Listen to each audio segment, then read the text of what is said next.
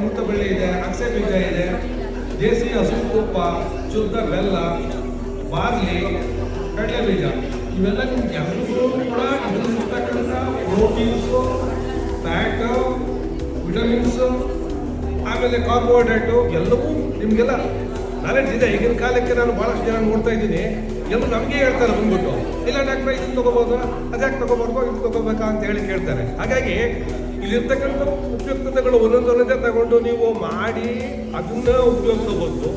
ನಮ್ಮ ರವಿಕುಮಾರ್ ಅಂತವರು ಇದನ್ನ ಮುಂದೆ ಇದೆಲ್ಲ ತಾವೇ ಶೇಖರಿಸಿ ಅದನ್ನು ಪ್ರಿಪೇರ್ ಮಾಡಿ ಓವರ್ನೈಟ್ ಫ್ರೆಶ್ ಆಗಿ ನಿಮಗೆಲ್ಲ ಹಂಚುವಂಥ ಒಂದು ಕಾರ್ಯಕ್ರಮನ ಭಾಳ ಸತತವಾಗಿ ನಡೆಸ್ಕೊಂಡು ಬಂದಿದ್ದಾರೆ. ಇದರಲ್ಲಿ ನಿಜವಾಗ್ಲೂ ಕೂಡ ಉಪಯುಕ್ತತೆಗಳಿದೆ, ನನ್ನ ಅನುಭವಕ್ಕೂ ಬಂದಿದೆ, ಅದು ನೋಡ್ತೀವಿ.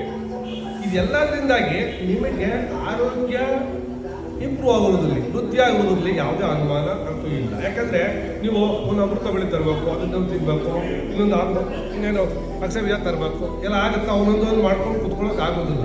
ಅದನ್ನು ಅವ್ರು ಮಾಡ್ತಾ ಇದ್ದಾರೆ. ಒಟ್ಟಿಗೆ ಎಲ್ಲನೂ ಮಾಡೋದ್ರಿಂದಾಗಿ ಒಂದು ಲಡ್ಡು ಇದು ತಿನ್ನೋದ್ರಿಂದಾಗಿ ನಿಮಗೆ ಎಲ್ಲವೂ ಕೂಡ ಬಾರಿಗೆ ನಮ್ಮ ದೇಹಕ್ಕೆ ಬೇಕಾದಂಥ ಉಪಯುಕ್ತತೆಗಳೆಲ್ಲವೂ ಸಿಗ್ತವೆ. ಅದರಿಂದ ಭಾಳ ಒಳ್ಳೆ ಕೆಲಸ ಮಾಡ್ತಾ ಇದ್ದಾರೆ.